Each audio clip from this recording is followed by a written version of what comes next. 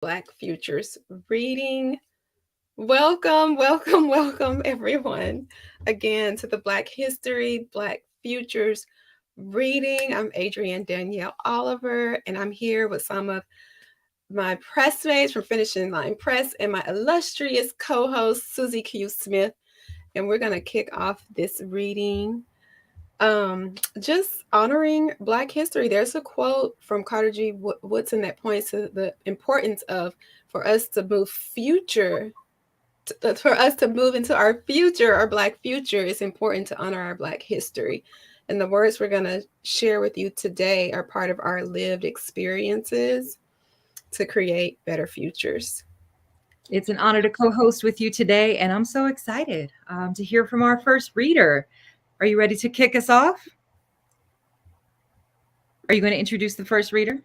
Yes, I will. So our first reader is Kevin Dublin.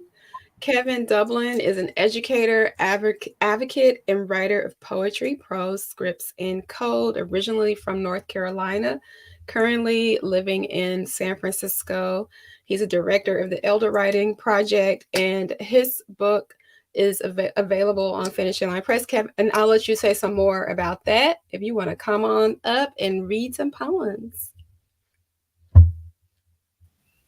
All right. Hey. Thank you for, Adrian, Susie, for hosting the space, for making the space. Happy to be here. I'm just going to share two poems that relate to that idea of Black histories, Black future, and the first one is from the chapbook How to Fall in Love in San Diego, and it's in the book. It's called Coming of Age in a Failed Platonic Love Story, but it's part of another series called Growing Up Sheltered.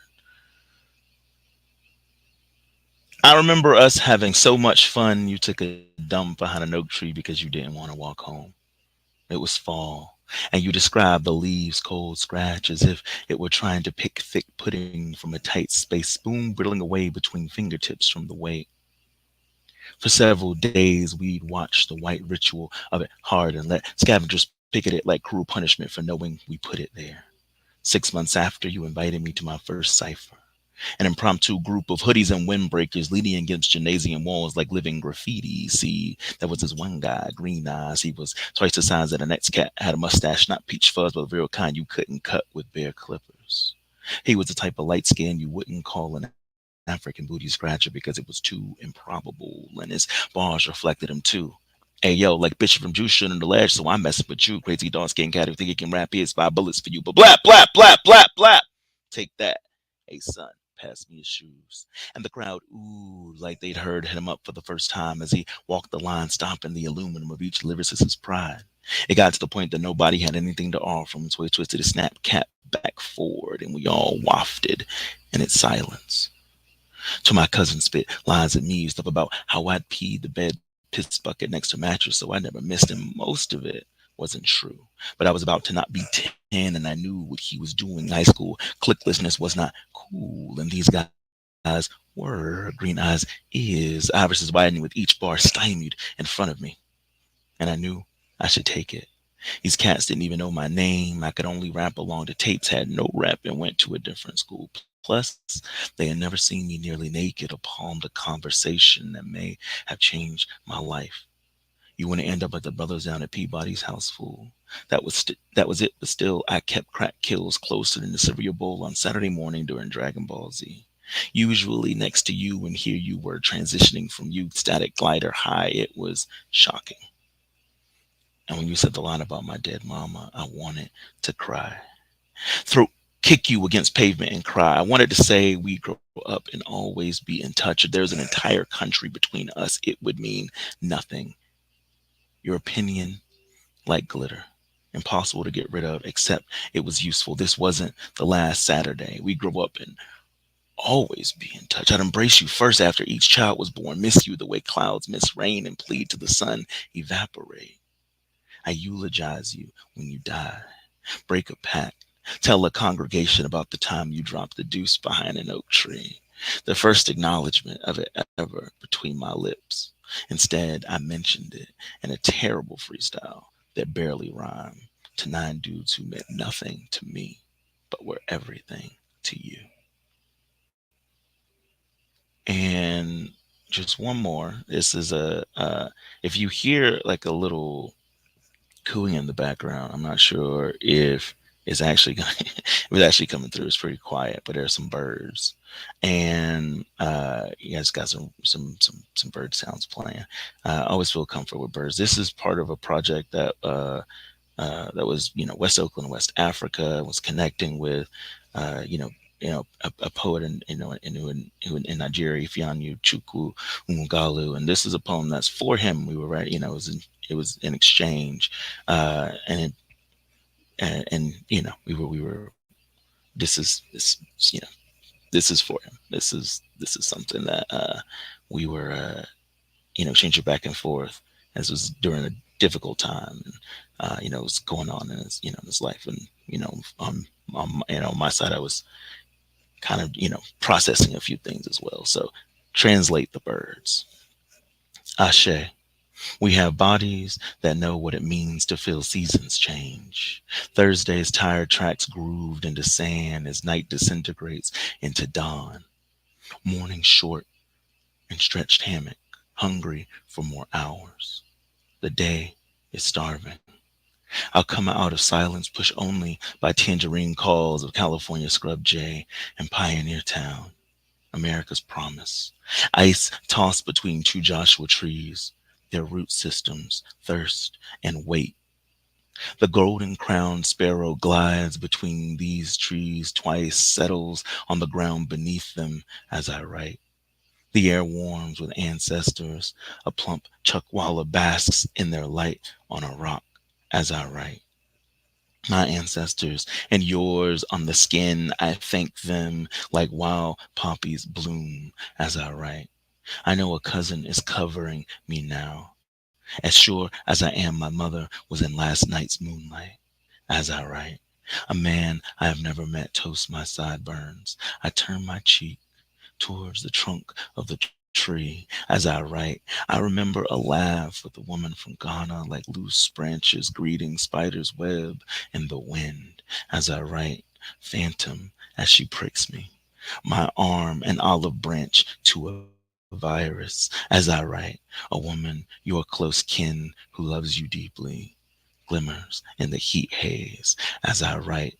Someone brings first sweat to my scalp and cools me down, balmy allowance like the chuckwalla as I write. My father, a black-throated sparrow's talons wrap around the leaves of a yucca plant to perch, to lift its beak upwards and sing. As I write, clear as the air I breathe, the curved wings of Vox the curved wings of Vox swift flock, all upturn as I write, forever and ever. Amen. Thank you.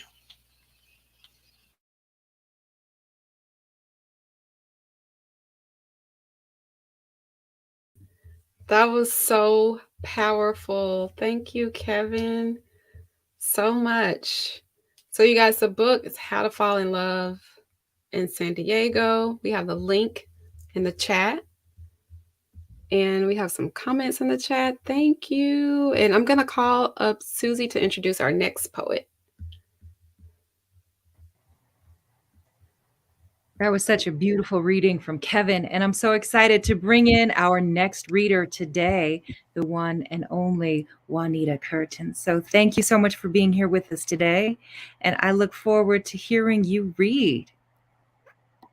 Okay. Good evening, everyone.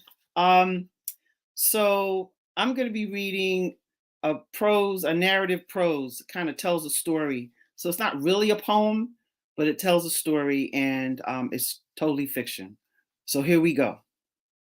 We were the Pickerins. We were the Pickerins. I am Mercy, and my twin brothers, July and Justice, share a room in our 7-story walk-up on 110th Street.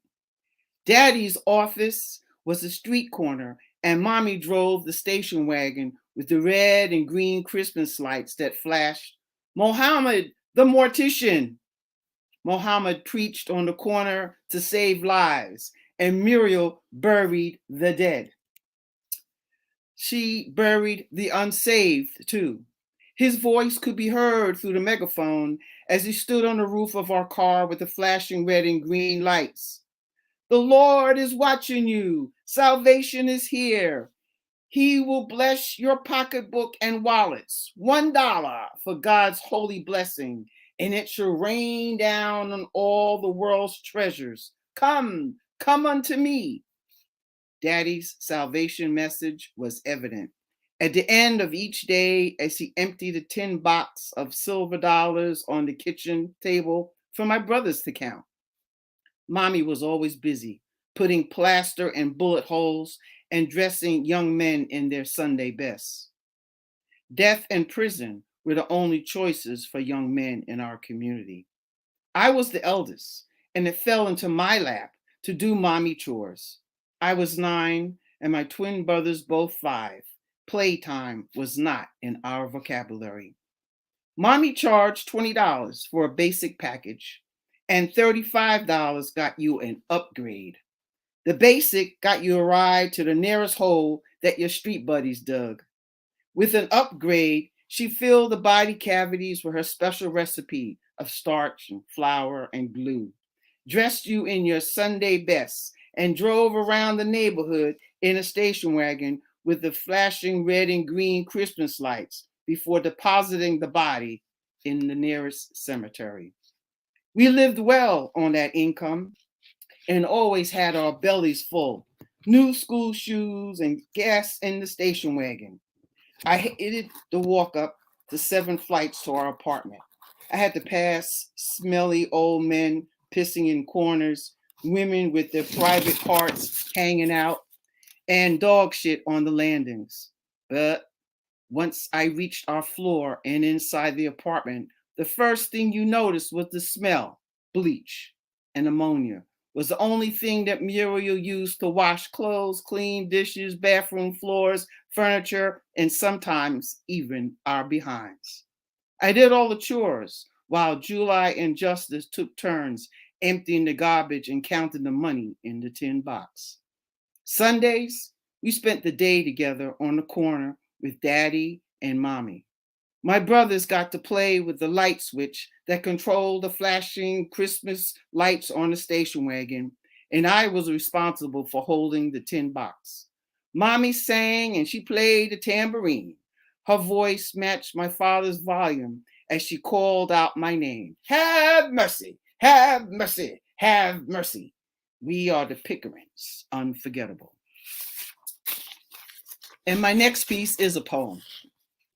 I wrote this for a long time ago, and I changed a few things, but it's called Been Loved, and it's about loving. Been loved. I've been loved from my head to my feet, been smooth, rubbed, caressed, and charmed, been loved through dense forests, over raging rivers, with streams wearing down the rocks. Love where seagulls and seagulls spill their guts. I've been loved on mountain ridges against glaciers carving their path. Love beyond mind's capacity to dream, incoherent with possibilities. Been loved into lifetimes of bliss. Followed endless roads into deserted deserts. Got hot sand in my crotch. Cleansed my female madness, wet with passion kisses. Drank my desserts and ate meatless just to please. I've been loved on 2 wheels and in 4. Traveled light years on the backs of swans. Followed into wars and behind church doors. Been loved in hospital beds with wet panties. In closets and girls' bathroom stalls. I'm waiting for Janeway to shoot me to the stars. Been loved tightly. Smothered, cooked beyond recognition, salt and peppered, ready for a taste. Love below the belt, boxed my way in and out. Loved the green off the leaves, and then went into hibernation. Came up through a blast of winter and said goodbye, but didn't mean it. Said I do and walked away. Been loved behind city lights, in mirrored elevators, broke my heart against a subway door, gave up to let go, my spine against a tarred rooftop, naked on a Brooklyn rainbow. And my last piece is dedicated to my mom, who, when she was in her 80s, she died of Alzheimer's. And this is called The Stranger.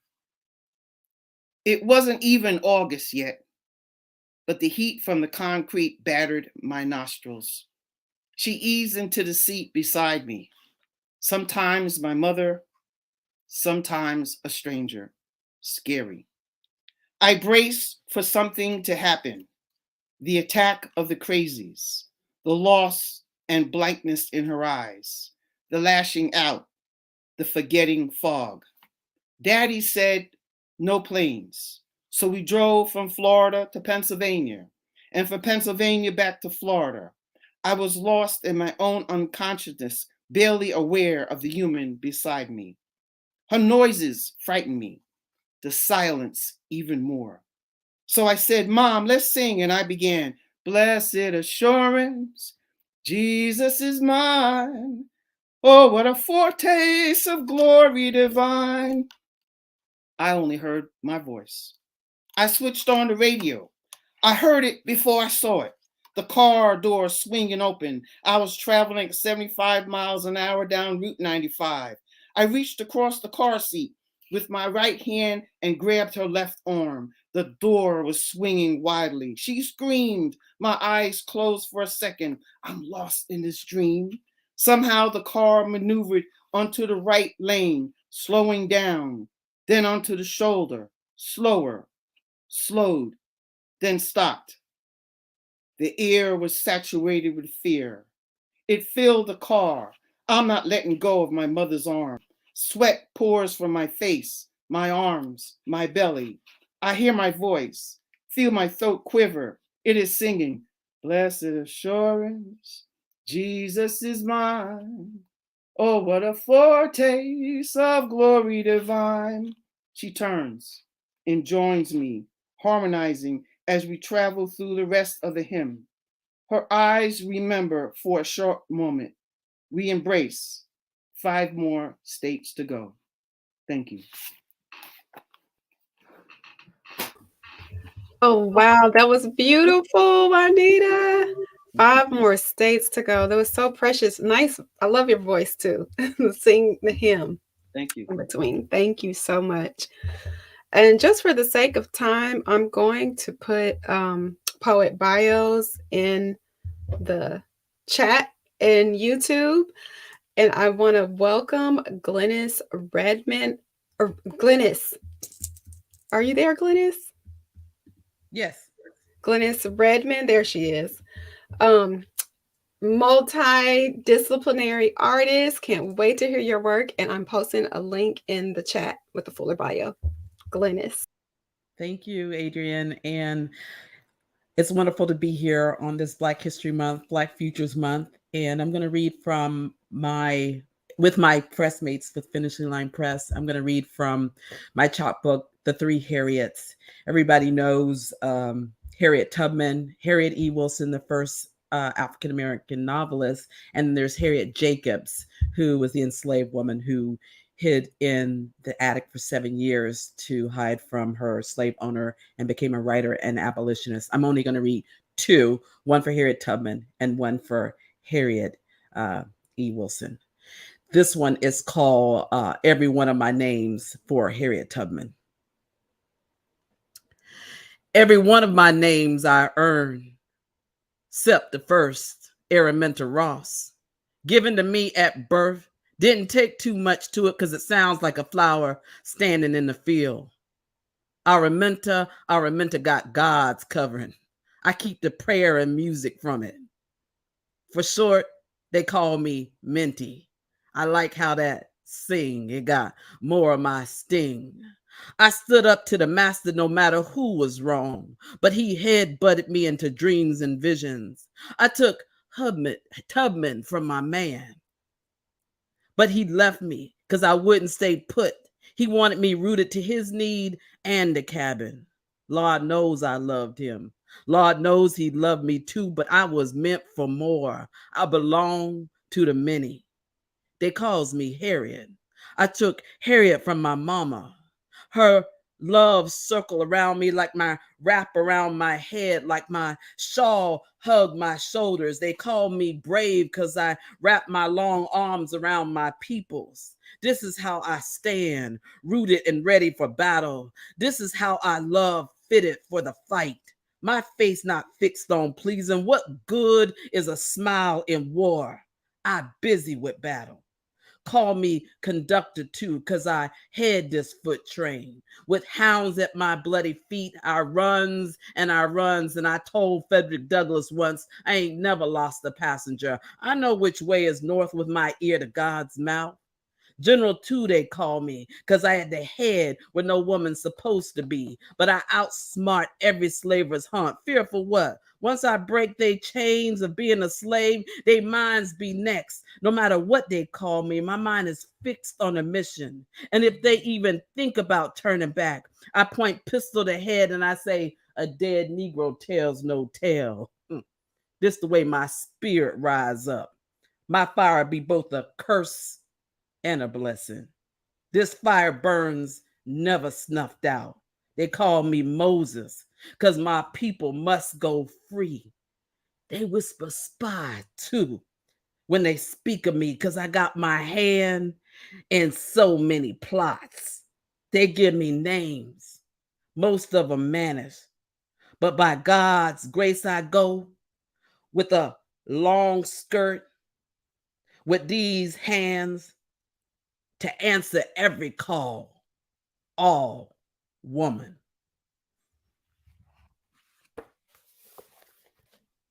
And the second poem I'm going to read is called Sketch for Harriet E. Wilson. And she was the first African-American novelist.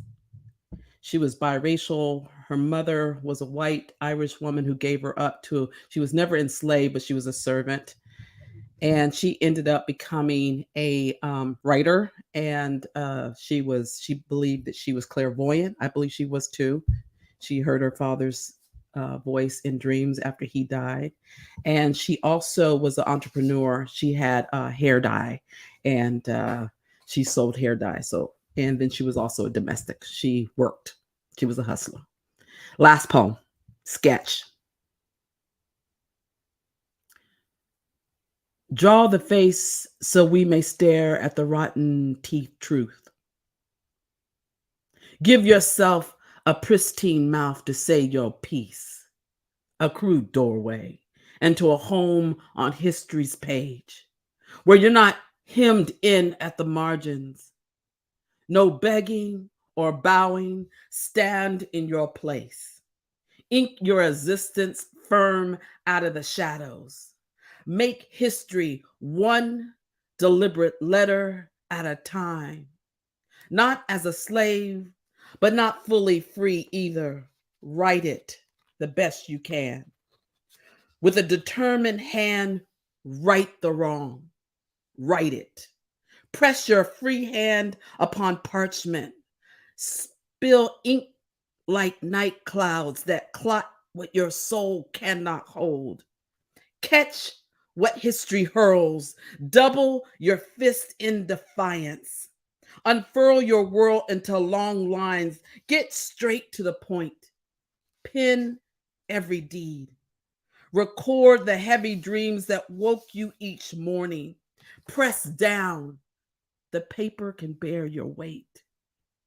Make the page speak of backbreak. Let your quill quiver with nothing less than the meat of it. Whip the naked flesh of the past like you were slashed. Bleed deep. Gash history, even if it must stand on hobbled legs. Press your free hand on your heart. Unbind your mind no matter how the hand wavers. This is how perfect penmanship feels.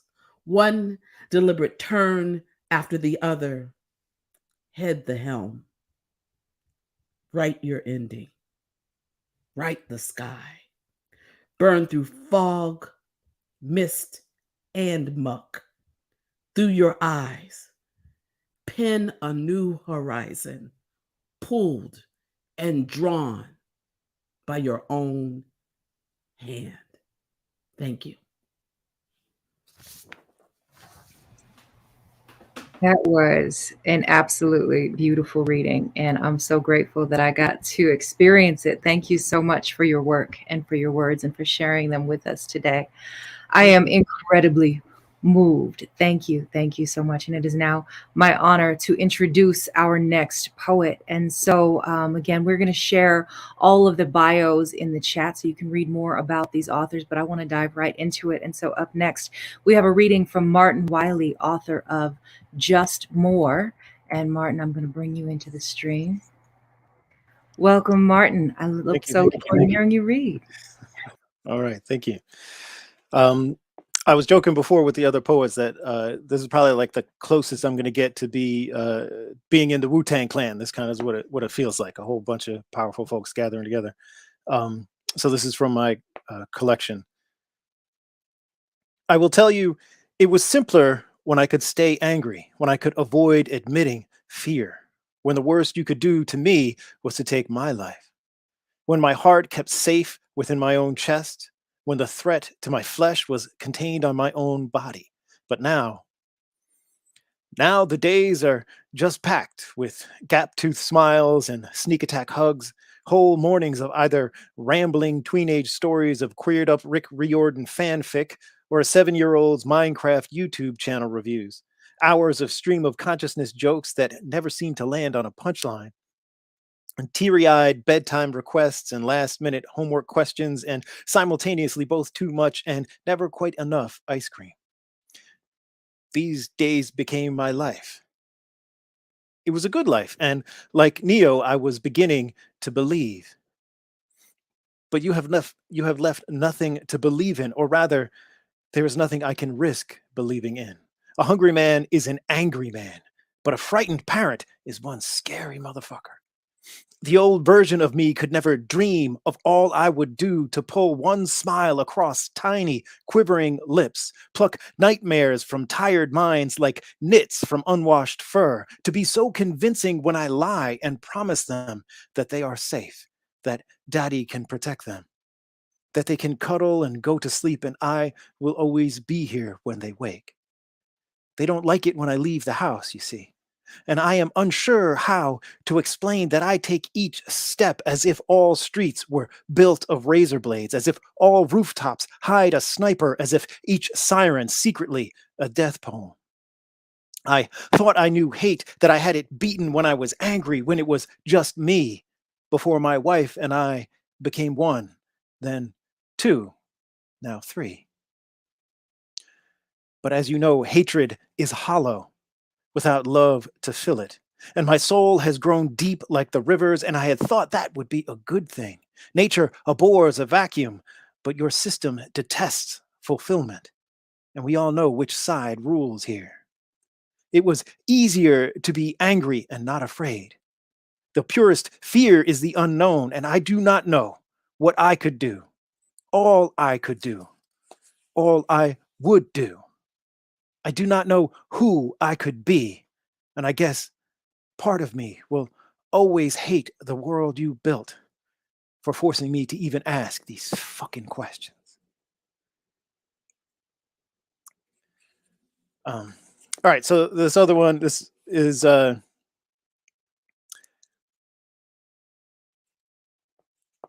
there was a time when I actually had hair. I didn't shave my head all the time, so this poem reflects a little bit on that.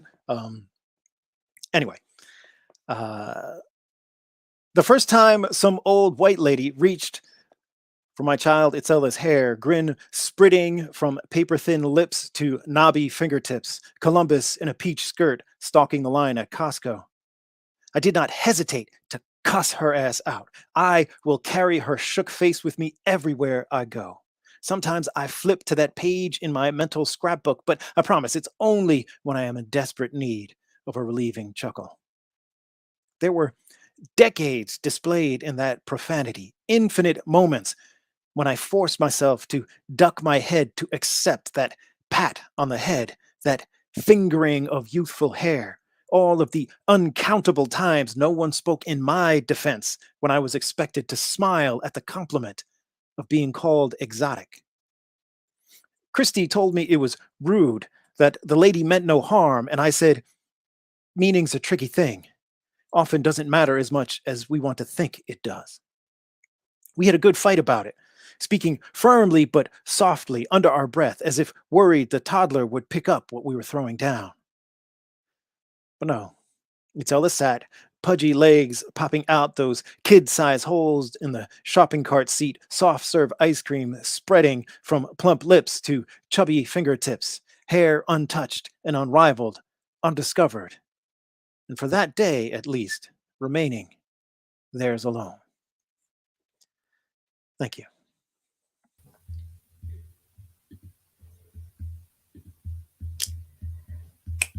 Ooh, preach, speak. That was so powerful, Martin.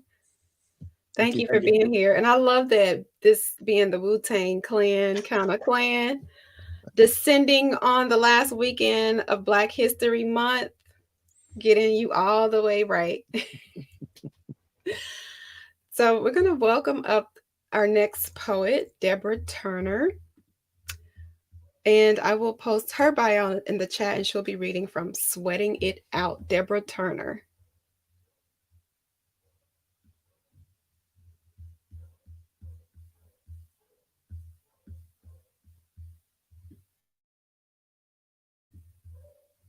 Oh, Deborah couldn't make it. Thank you, Susie. I'm going to skip ahead to Cynthia. And we miss you, Deborah. We'll see you next time. Cynthia Robinson will be reading from her work, Migration. Cynthia. Okay. Can you hear? I'm getting feedback. Okay. I can hear you. Can you still hear me? Because I lost the screen. I see no one. Hey, Cynthia, we can hear you okay. Can you hear me all right? I can hear you. I can't see you, but I can hear you. All right. We can hear you. I'm going to read a poem that's not in Migration. It's called After the Rain. And I wanted to read it for Black History Month. So it's called After the Rain, Dreaming of Wakanda. 1. After the rain, I drifted through the land of dreams, sleeping and waking, windows open to cars hissing, steam rising from concrete streets and iron manholes in New York at 1 in the morning. In this land, I walked with friends for hours, obsessed with finding a bartender who could make an amaretto sour just the way I remembered it, while at a New England college I never wanted to attend, where white girls checked my sheets to see if my brown skin was like a dye that rubbed off in the night, and where it was reported to the RA I was making the dorm room like the ghetto when I ran to class leaving my jeans on the floor. And then I was in Nigeria, in Ghana, in Cameroon, and all the lands that are now a borderless part of me. 2. It rains in Africa too, a steady hissing stream on day water lilies, a gentle beating on brown water. I see my elder mother crossing a mud stream. Her feet offer little contrast. She looks tired from being Black all her life. Her weary stride makes me ashamed that my desire for an amaretto sour could have been an obsession, and that all I ever sought to escape was inconvenience like this, that this woman in all her years has always known. 3.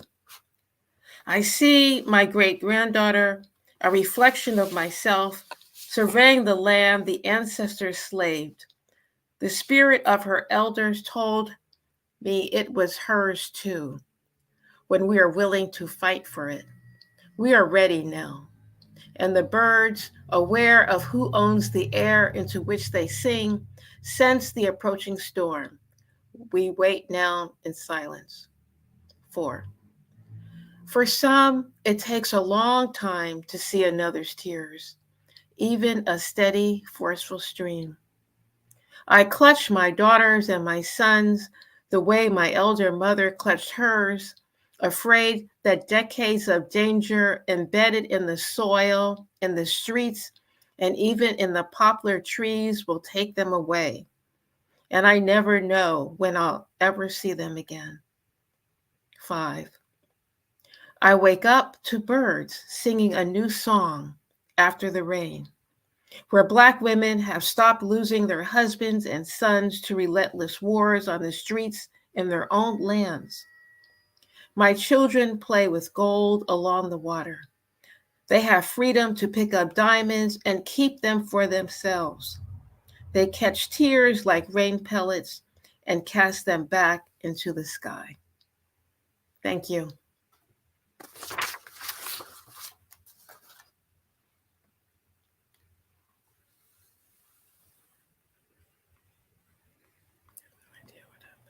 Thank you so much, Cynthia. Are you going to read us one more? Well, okay. All right.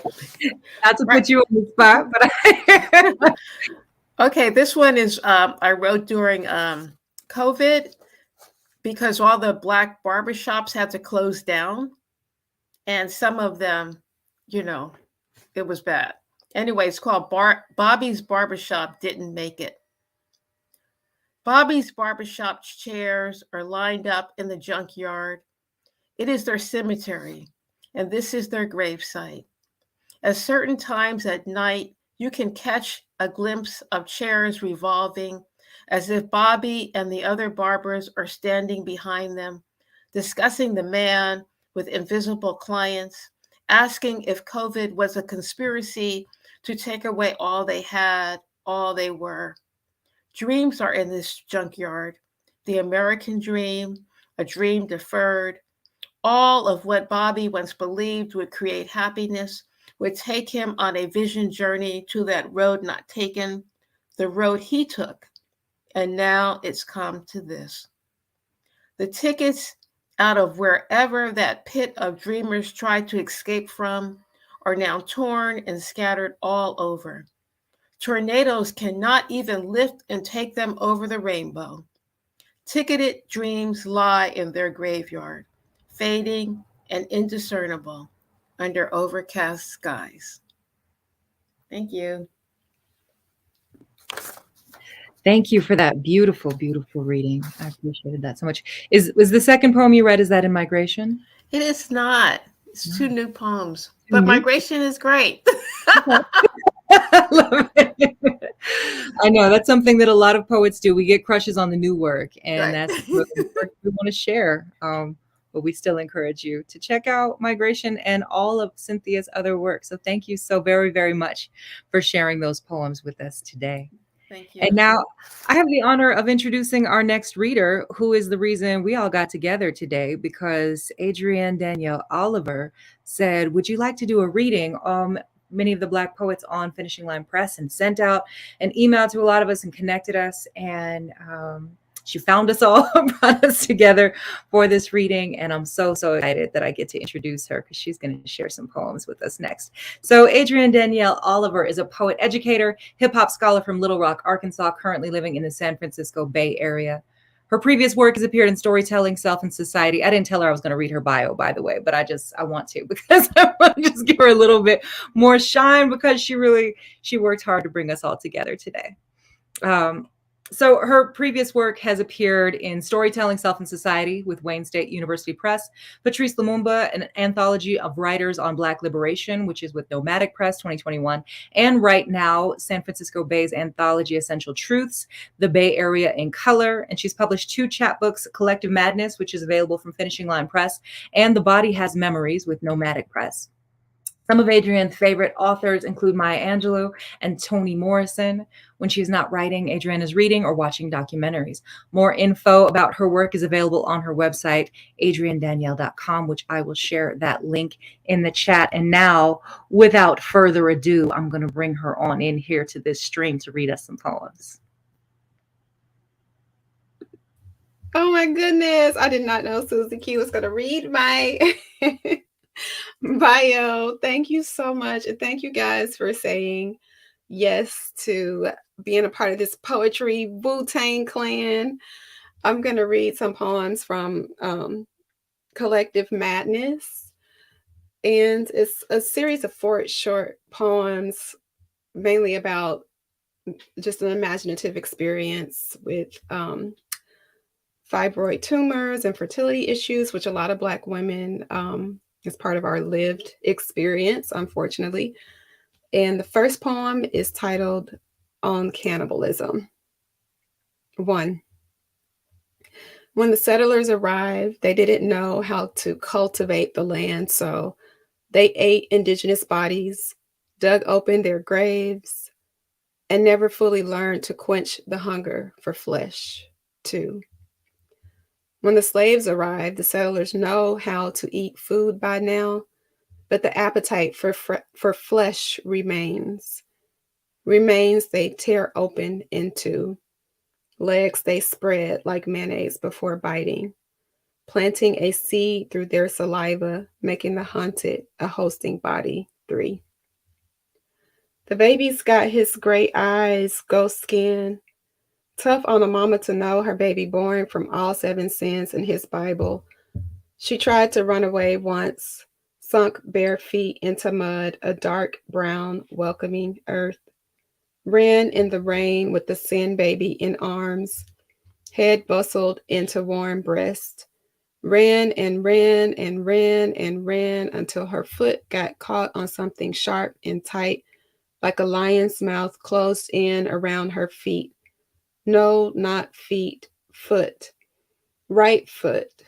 And still to this day, her feet cramps up terribly when thinking about running. The trap mark now an echo in her flesh. 4. I eat a piece of my own foot, swallow my baby to savor him. I've inherited this.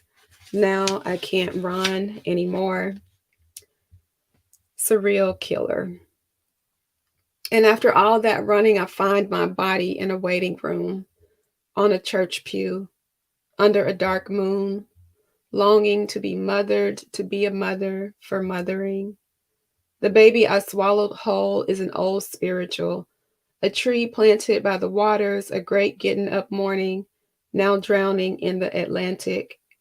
There is no running left to do with an ocean between us and no legs to swim. I leave my longing to be mothered, to be a mother for mothering, as a haunting at the shores, while the remains of my body sit still in the waiting room, filled with wooden benches and cold eyes focused forward.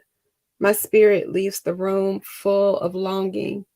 Too many of us there, getting our wings cut off and bled into an unmarked grave, set down for anchoring us. Echo. 1. A nice white couple comes to pick up a Black woman's cherry wood desk, shaped for a corner, while in the corners of her mind a story needs to be set free. They pick up her desk on her first day of bleeding, a day for lighting incense for the story between her hands. In her mind, she frees herself from corners into the center, where incense waves to the ceiling alongside interrupted dreams, where her postcard from the other side was delivered, where she signed her freedom papers. In a past life, a premonition waifs and dreams, filled with night sweats behind windows, facing an industrial sunset, pipe dreams killed with pipes smoked, planted burning trees, cousins of trunks bearing strange fruit, blowing smoke over bridges to history too.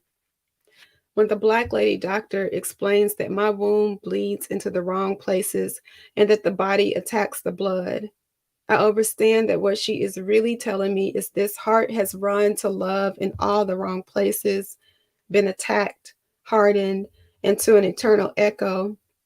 The radiologist says it's hard to hear through the scar tissue in my belly. She had pressed and pressed onto my abdomen. Back in the kind doctor's office, she asked, "Can I see your belly?" Unable to move my lips anymore, I raised my shirt. They keep using me. Same incision. At least it heals up nicely. Yes. The scar was smooth last heartbreak. Shovel smooth over the dirt, patted into a mound under kind fluorescent. She explains tenderly that attacks harden blood into an endometrioma, a 6-syllable word foreshadowing a 5th surgery. Inside myself, I'll tell her it will be okay. Assuringly, this time, it will be okay. To convince myself this time, it will be okay. Usually, you have painful periods. No, my pain is an echo now, muted, whiplashed, from whips lashed. She was raped and kept the baby. A slow bleeding, a letting go, a deep inhaling of dreams, wafting up through carved holes in a coffin-shaped box 3. A sun sets in West Oakland with cranes and bridges in the sky, and she reminds herself that death is a letting go of I in exchange for we. We stand in dreams, wafted through coffins, overseeing slaves trapped in cherry groves, holding at gunpoint, all contemplating a return. Corners where strange fruit is rotting, while black and white postcards of the lynching show eyes full of wonder and delight. Our freedom papers are stories about all that blood. Our big mama's hands washing the red moon off and hanging our white dresses in the morning sun to dream. And my last poem, Queen Mother, to end on a celebratory Afrofuturistic Black future notes. Queen Mother. You reading this, you love me because I am a survivor. I bleed, I sweat, I breathe the pride of Africa. I am God's love when my womb grows. My skin splits and a new birth happens. Babies cry like trumpets. Light of the earth, my baby daddies are scattered in the eastern wind, chilled in the underworld of the west. I stand from north to south, stepping in to raise kingdoms. My scars, creation story. My tears, compounding dirt into diamonds. My heartbeat, oxygenating the earth. My veins are rivers connecting the oceans. I breathe, you live. I breathe, you live. I breathe, you live until we die. You cannot live without me, your mother, your sister, your nurturer, your life giver. Without me, the earth is void. Ashe. And I'm going to introduce my co-host, Susie Q. And since she surprised me, I'm going to read your bio, Susie. Susie Q is an award-winning artist, activist, and educator who lives in Denver, Colorado. She has published 2 poetry collections, A Gospel of Bones on Alternating Current Press, and Poems for the End of the World, Finishing Line Press.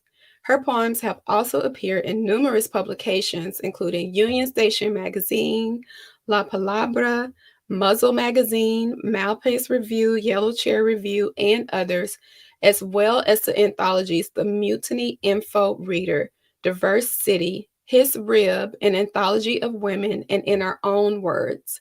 She co-wrote the dramatic productions How I Got Over, Journeys in Verse, and Where We Are From, Freedom is a Constant Struggle.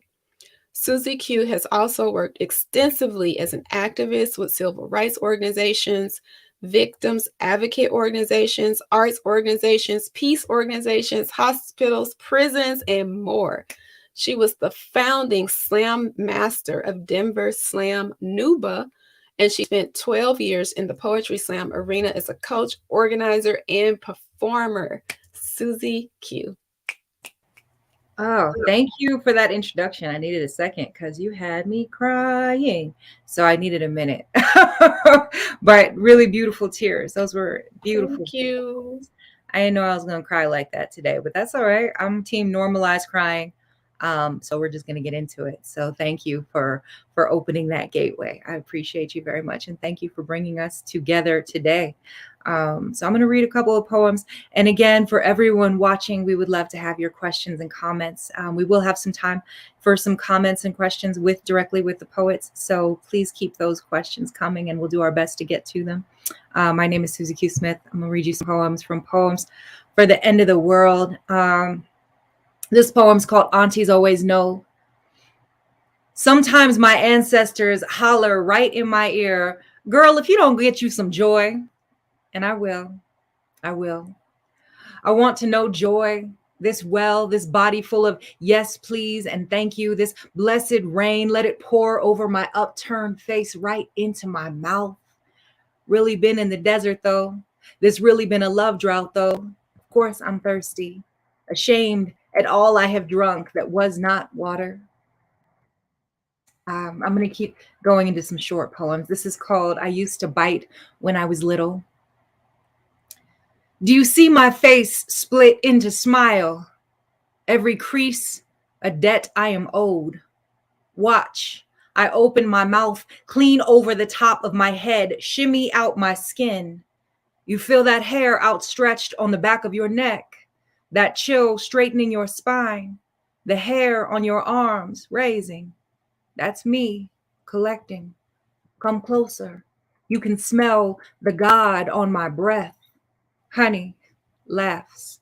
I can't even remember how many times I have died and come back. Walk between worlds so smooth they are inseparate. You hear that siren howling? Does it ask you also to forget my name? Buff the calluses from my feet, sweep my wet clay footprints on my way out the door, or yours? My blood knows my voice, been opened enough to know how to hunt and gather my sharps into a salve of body, split and spilt into a daughter, softed into mother, scabbed back into wonder scraps. My rugged feet sing salvage yard, fluent in fertilizer. Hunger always finds its way in the dark. Haven't I died 1,000 times? Imagine myself as light screaming back into this dense and tiny knuckle. Haven't I made myself a map of whispers? Don't I chant my way, snatching, say, this is mine, I am mine, I am mine, my name is mine, gleaming. Forgive as a form of erasure, breathe in, out, I'm a till you do right by me type of miracle. One day, my great-grandchildren will stroke your bones tenderly as they tell the story of your self-destruction. Do you hear that? This empire of broken dog teeth snapping the bone. This poem is called The World Ends and Ends. Me and my cousin laughing about the perfect shade thrown by old ladies. I like how you had your hair yesterday. That dress don't leave much to the imagination. Did you mean to go that short? You know it's a better color for you. Her friend interjects, says shade from old men hits harder. My cousin says we wouldn't know. We don't have any old men in our family. My cousin is in town for a funeral again. We have learned to mourn. We have learned to laugh and cry in a single sentence. My cousin's father died days before her birthday. Her birthday. She wants me to hear her freestyle. She left rehab to come to the funeral. She's afraid to rap for me because I'm a serious poet, she says.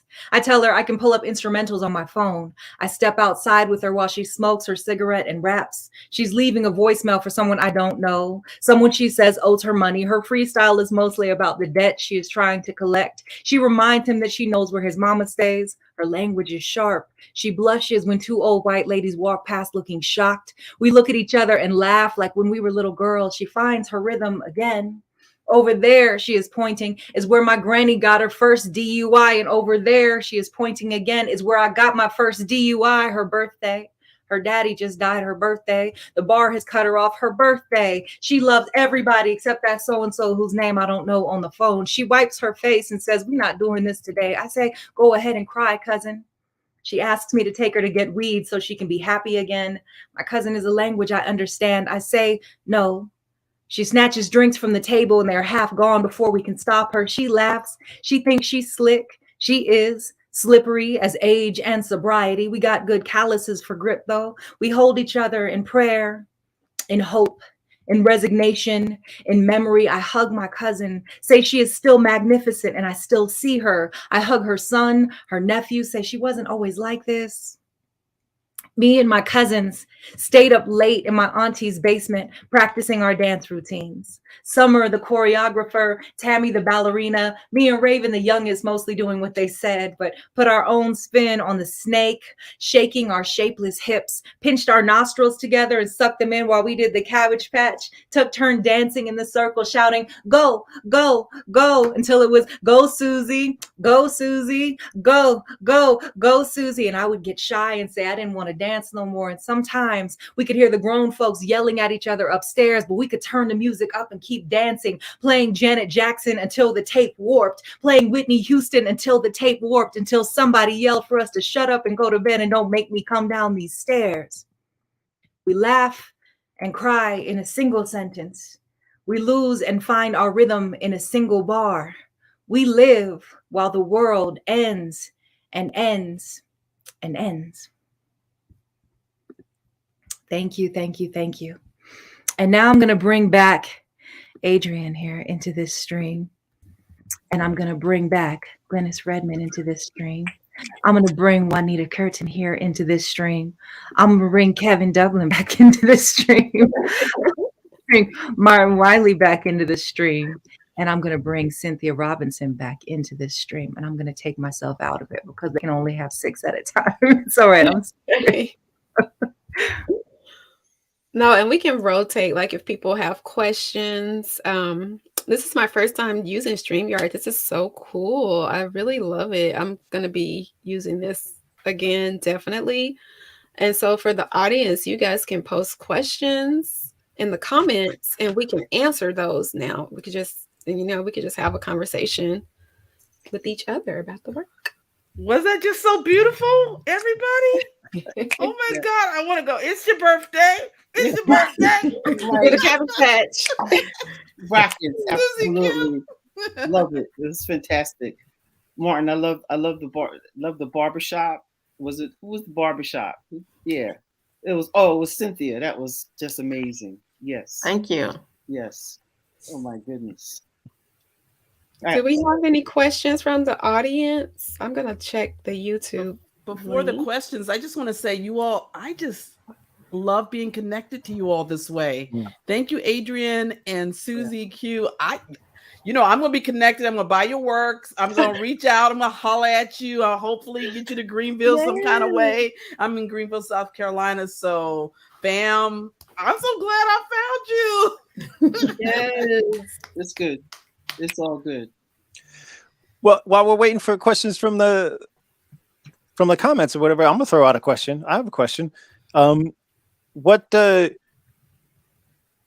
a Black poet, right? What do we feel we owe, like, the movement, right? Like, that's such a for me, like, poetry has always been very connected to, like, my political activism and things like that. But that's me.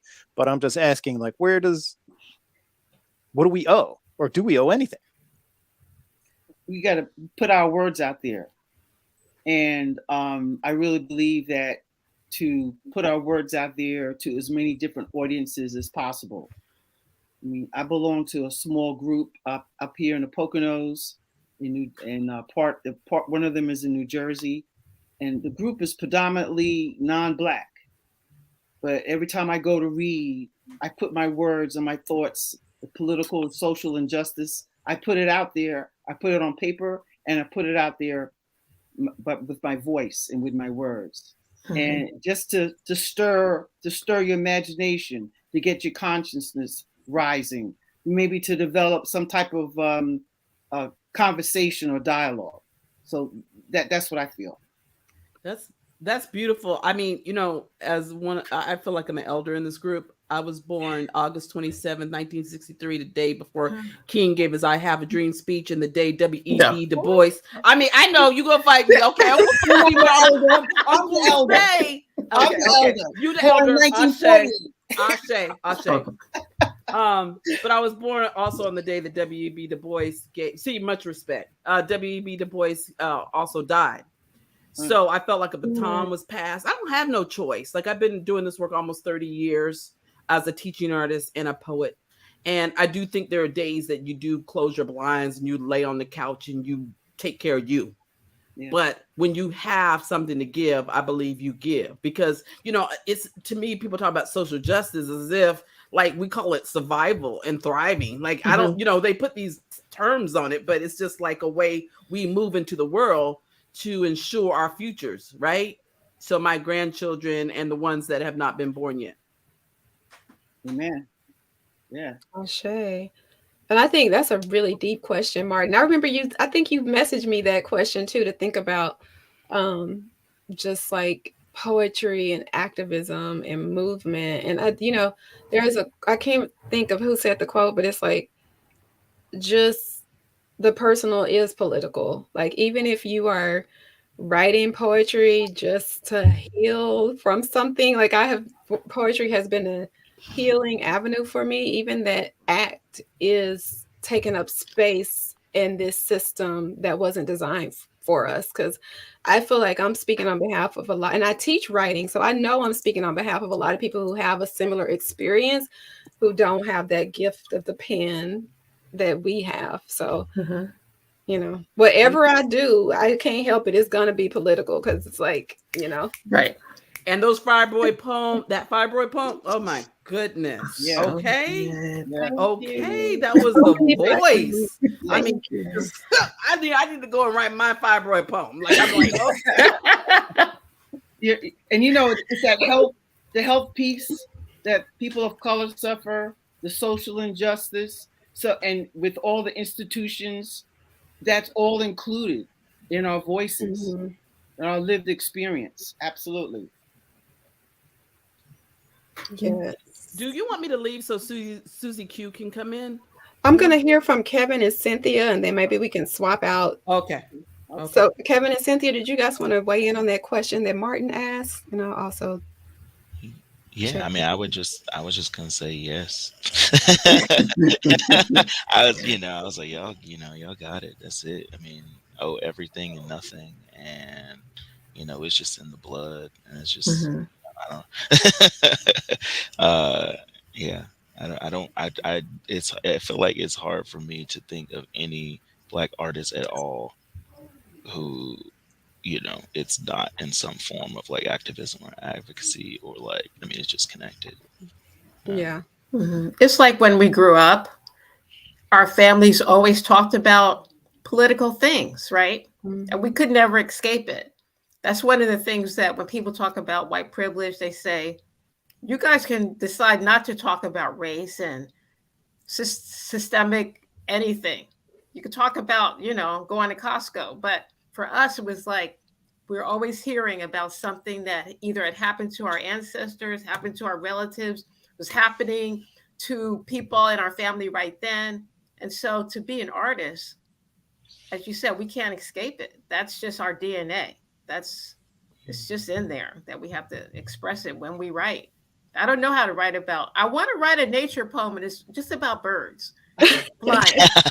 But Lucille Clifton always says under that poem is another poem. So even if you try to write about like the bucolic aspects of, I'm sorry, I didn't mean to bump in. No, that's right. I like that. True. No, I like that, because you sit down and try to write that bird poem, you're going to start writing about trees. And if you sit down and write about trees, you're going to start writing about lynching. And then the roots come in there. The roots come in there. Right. That's how we situate it. Amen. True. And Martin, do you have a thought to that question before we bring Susie Q back in? just I know myself. I remember in grad school and like being presented like language poems or whatever, and things that were just very about words and about this, that, and the other. And I was like, I mean, that's cool, but I don't care. It just, for me, the poem is like, oh, everything depends on a red wheelbarrow. Like, no, it doesn't. Like, nothing. No, right. That's me, right? And so for me, I have a hard time. I have tried to write. I'm gonna write a bird poem. Like, birds are so lovely, this, that, and the other. I could hear it calling me, just like vultures hovering over my head, because I can't. It changes. And I know there's a part of me that feels guilty when I write more personal stuff. I'm just being honest. I know, but it's like that William Carlos Williams. I'm like, everything depends on my mama with that weird wheelbarrow. Right. Right. There it is. Right. There it is. Right. Yeah. Yeah. Beautiful. Thank you. Susie Q, you want to come in and weigh in on that question? I'm laughing because I have a bird poem that still ends up being about Blackness. But I think that, the way I feel about it, the political is personal, the personal is political, right? They're not removed. My identity was politicized well before I was born, right? So it's just been that. I think the role of the artist, very much Nina Simone, right? The role of the artist is to reflect the times, right? And I think also just the role of the poet is to observe and document what you're witnessing, what you're observing, what you're experiencing. That's always going to be shaped by our experience in the world. And so that's already been politicized. But also, I think when it comes to the debt that is paid, my great grandfather was a poet, and he was born just one generation outside of slavery. So when I think about all of the ways that he was rejected and not able to fully thrive as a poet because he was born in 1895 and Black, and in Kansas City, you know what I mean? Like, it's just, there were only so many options. So yes, I do feel a debt to him. Absolutely. That I'm an extension of this legacy of poetry in my family, and also so many before him. Right. And so many people, right. Like, I didn't just show up by myself. Right. I'm very, very community made, and I have a responsibility, and any platform that I have is going to be used for the benefit of the whole. And I didn't get here by myself. So I think that that's the debt that I'm paying continuously. Every time a door is open for me, I'm making sure that I'm pulling some other people through that door, right? If a chair is pulled for me, I'm going to bring up a whole nother table. And that's just, that's part of how I roll. And I think that is a responsibility. I have a responsibility to tell the truth and live the truth. Yes. Sashay. I love this conversation that we're having, and we need to do this more often. We need to read and then get some time for this conversation to be expanded. This is just great. I would love to know, because we didn't get into this very much, and I'd love to know just if everybody will tell us where you're from, where you at in the world. I want to know where everybody's at. I'm going to take myself out and bring Kevin back in. I'm from Denver, Colorado. Okay. I'm in the Pocono Mountains in Pennsylvania, right on the border of New Jersey, right next to the Delaware River. So it's beautiful up here. I live in the mountains, and it's just really beautiful. Oh, yeah, we just got a comment in the chat. I just have to highlight it. Rachel says, there are enough nature poems. Tell your story. Thank you, Rachel. Yeah. Okay, so where are we from? I guess I can go, since I saw that comment come up. I'm originally from Little Rock, Arkansas. I'm currently in SF Bay. I'm zooming in, or StreamYarding in. I want to say StreamYarding in from Berkeley today, and just happy to be in the Bay Area. I like thinking about migration and writing about migration, because moving here, I realized that Little Rock, Arkansas, and San Francisco is like planets. I didn't realize I was doing interstellar travel when I moved here. So I love thinking about like what our ancestors. Kevin's laughing because he's a transplant here too. Yeah. Kevin, think about where you from. Yeah, no. So, right now, and San Francisco, which was one, but the part that was once the water, um, which at one point was, you know, I guess it still is unceded Ramaytush Ohlone land. Like, yeah. And then, like, but before that, in San Diego, California, which is how the, the chapbook got its name. And then before that, in Wilmington, North Carolina, home of that, like, all the coups. And before that, born in, Smithfield, North Carolina, which, it's funny anytime I meet somebody else from Smithfield who did not know me in Smithfield, which was, hard. They're like, whoa, like, why don't you have that accent? but yeah, by ways. Well, I'm from Newark, New Jersey, and 18 I moved to 20 actually, something like that. Anyway, I moved to the Bay Area. I was there for 30 years, where you are in Berkeley, then Richmond, California. And then I am now in Chattanooga, Tennessee. All right. I just missed you, Cynthia. Oh, you just left? I The mean, South? well, you were here 30 years. We probably had a little bit of overlap. Oh, okay. I love the Bay Area, but I really love the South. So my book, Migration, is about my family moving north and then yelling at me because I went back to the South. They're like, what are you doing? I don't know. I live in Greenville, South Carolina. But I consider myself bi-Carolinian because I started writing in Greenville, South Carolina, and then got my wings in Asheville, North Carolina. And I'm also Air Force brat, which is where the accent comes and goes because of that. So a long time I didn't believe I belonged anywhere. I'm on the fringes because everybody always asks me where you from when I talk. And I didn't believe that I belonged anywhere. But with poetry, I just kind of took the mantle. I belong everywhere. And so that's how I'm grounded. So I got this kind of love-hate relationship with South Carolina and love it to the point of I'm going to take it to task, and why you ain't left? Because I'm here. And my people's here, and I'm gonna keep writing about here, and y'all ain't gonna move me. But I would like to go out west. Everybody's like, you belong out west, but my grandchildren are out, here now. So I don't, I'm just gonna have to do a residency and just perform and workshops out there. But I'm planted and rooted in Greenville, South Carolina. No, I love it. We need some people there, like you said, just put them to task. It's not easy, as y'all know. Well, my mama, I'm sorry. No, my mama say at 85 years old, she said, you were born for times such as this. I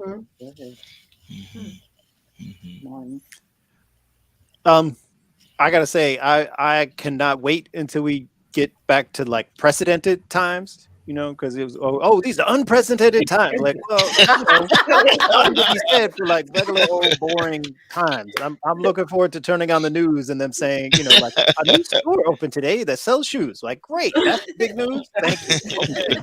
That's it. Precedented times. I grew up in Jersey in the suburbs. And now I'm in Philly. And I've been in Philly for almost it'll be 25 years this year. That feels like forever. Yeah. Nice.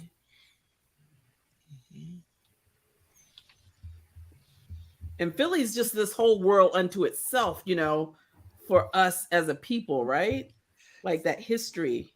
I know it's a push-pull too, but yeah, Philly is because the city is a majority Black city, and it is surprisingly progressive in a lot of ways, mostly because of that, right? Like you're gonna, once Black people get power in a place, right, you're gonna have more progressive policies just in general, right? But the suburbs are weird.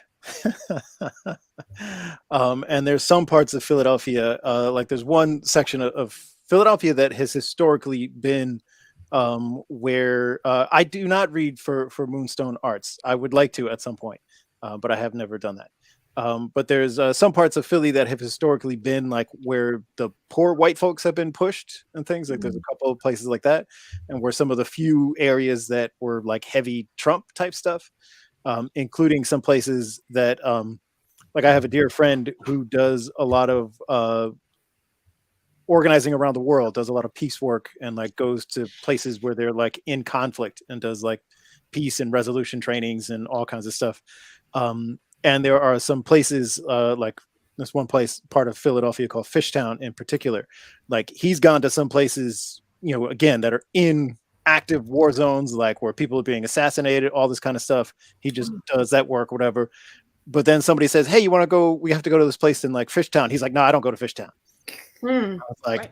he could travel to like war zones, right? And be like, "Okay, this is what I have to do."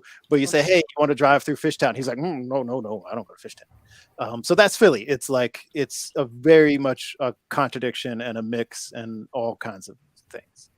America, sun downtown mentalities everywhere. Right. Well, I guess we can, thinking about Black futures, maybe we can close with some tips for people who want to write their own poetry about the Black experience, or just, you know, even if they don't consider themselves a poet, because I've been reading a lot about poetry having a resurgence, or well, just becoming more popular because of the pandemic and being sheltered in place. A lot of more people are finding that an accessible outlet of expression, and we have that other silent pandemic of the mental health crisis. So poetry might be an invitation to process, so we can get back to those precedented times. But what tips do we want to offer people as we close in the last 10 minutes of our time together? Yeah, I mean, I guess something you know, kind of that whole point of it being in the DNA and things just kind of happening. It's just, but it's just the practice of doing it, you know. We're talking about writing about birds, I mean, or anything. Like, you know, you could start writing about, you know, fidgets and and it's going to become something else, because you know, it can become this way of processing, just finding a metaphor. Like everything is a metaphor for something. We communicate in metaphor, we learn in metaphor. So just go and live and write about living and metaphor. I teach poetry, and I give my class a lot of prompts, and that kind of, and some forms like centos and different forms, and then tell them they can break out.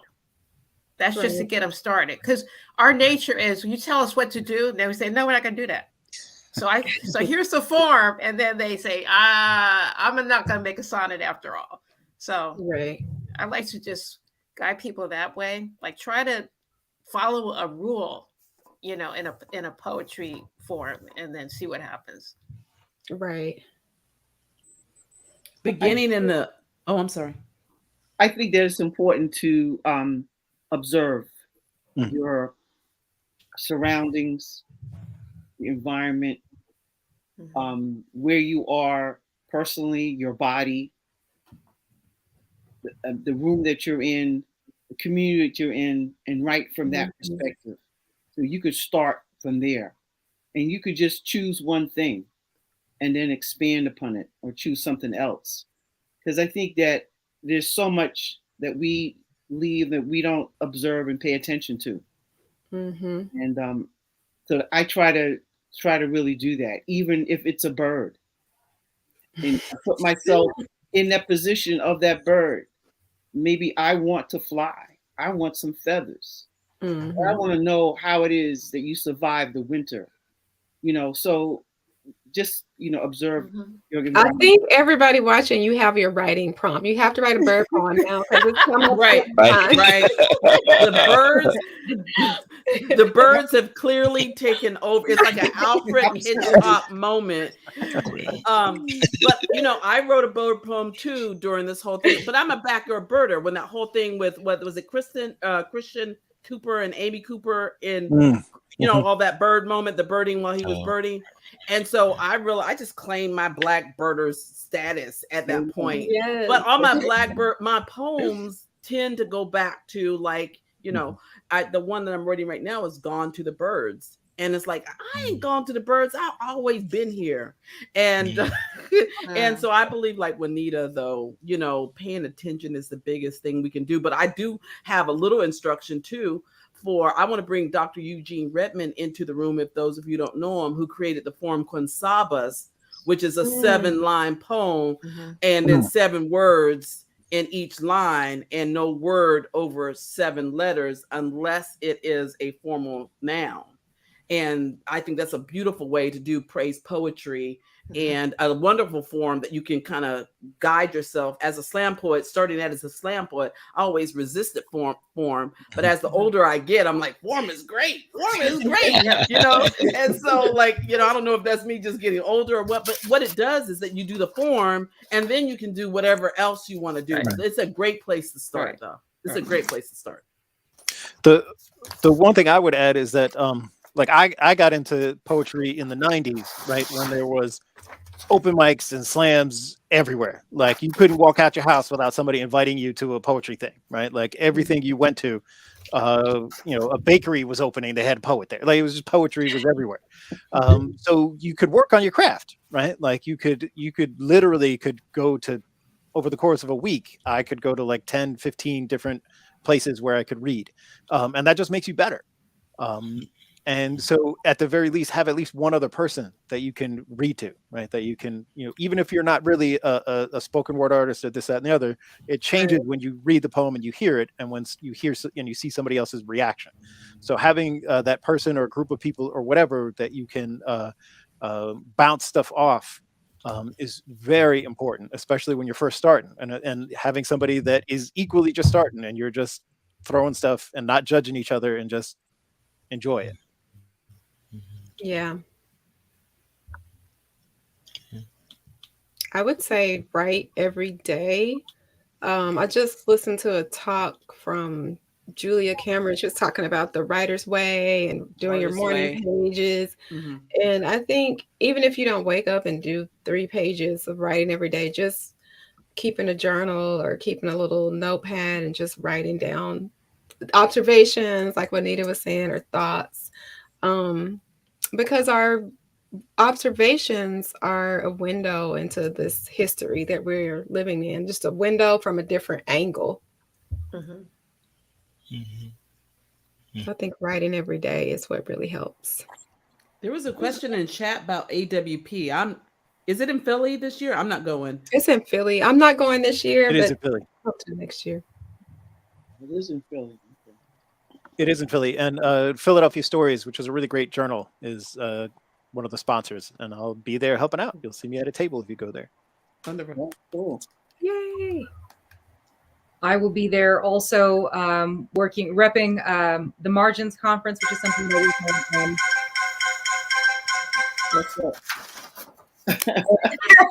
and the Word for Diversity, which is an organization that I work with, which is about promoting diversity in literature. So I'll be there working with them. And also with the Mile High MFA program, where I teach a lot of these things around keeping yourself in a writing life and maintaining a writing life. And I think there's a lot of different ways to do it. And one thing I just wanted to add to that conversation is have a reading life. Yeah, because if you write poetry, like hang out with poetry, read poetry. That's one of the best ways to stay in relationship to it.